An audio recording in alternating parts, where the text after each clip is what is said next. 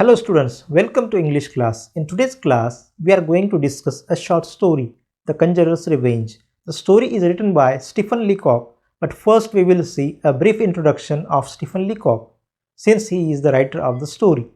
Stephen Butler Leacock was born in England and moved to Canada when he was 6 years old. He became a Canadian teacher, political scientist, writer and humorist. Leacock was the most famous humorist writing in the English language in the early 1900s. At one point, it was said that more people had heard of Stephen Leacock than Canada. At least one source estimates that between 1910 and 1925, Leacock was the most widely read author in the English-speaking world. Now let's see the summary and analysis of the story. The Conjurer's Revenge by Stephen Leacock is a humorous short story. A conjurer deals smartly with a troublesome person known as the Quick Man for spoiling his magic show. The conjurer is a skilled magician who performs magic tricks for an audience. He was so talented that he could produce even a fish bowl from a piece of empty cloth. He could do difficult tricks like extracting eggs from a hat. During the show, he meets the Quick Man who unnecessarily spoils the show. Initially, the conjurer ignores him and continues with the show. Towards the end, the conjurer decides to take his revenge on the Quick Man. A Quick Man is referred to a person who is crazy and fast in grasping, quick-witted but cunning. Among the audience, there was one such man who whispered at the end of every trick that it was all fraud. This upset the conjurer and spoiled the magical effect for the audience. He can be called as the villain in the story. The conjurer performed several tricks for the audience.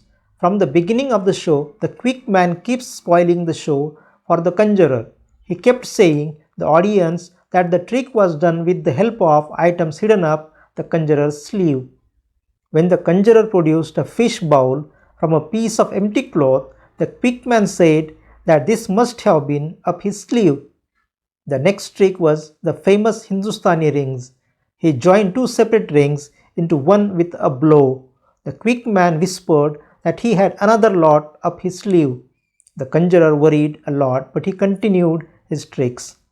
The conjurer got a hat from the audience and extracted 17 eggs in 35 seconds. The audience thought it was wonderful, but the Quick Man told he had a hen up his sleeve. The egg trick was ruined.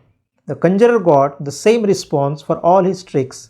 According to the Quick Man, the conjurer must have had rings, eggs, cards, bread, a live guinea pig, and a rocking chair hidden up his sleeve.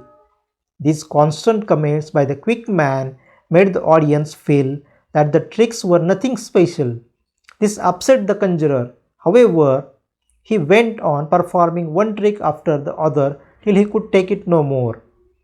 He decided to take revenge. The conjurer announced that he would be showing the famous Japanese trick, appearing to perform a trick using items borrowed from Quick Man.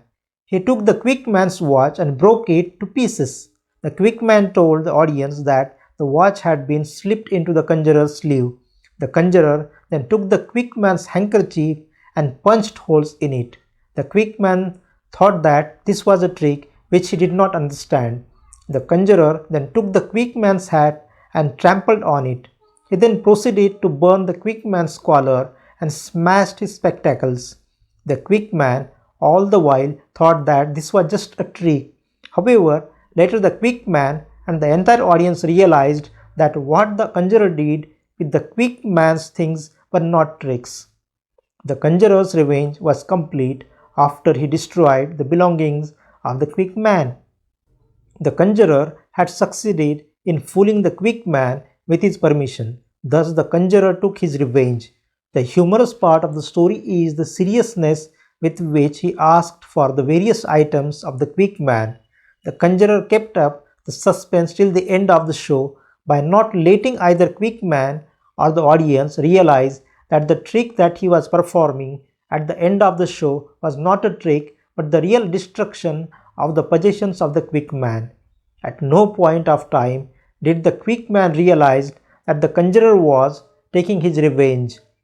The moral of the story is that when we cannot appreciate a person, we should learn to keep it to ourselves. If we unnecessarily irritate or cause any harm to another person, we will have to face the consequences. So students, this was the summary and analysis of the story. Hope you understood it. Thank you. See you in another video.